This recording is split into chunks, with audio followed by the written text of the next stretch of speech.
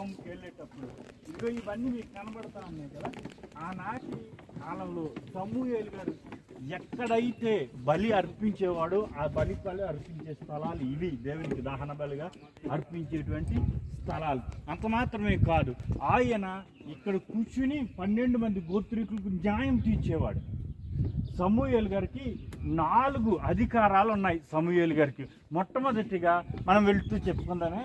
మొట్టమొదటిగా ఆయన ప్రవక్త అన్నారు, రెండవదిగా దీర్ఘదర్శి అన్నారు, మూడవది కదా యాజకుడు అన్నారు, 4వదిగా ఏమన్నారు అనంటే ఆయనను ప్రవక్త అన్నారు.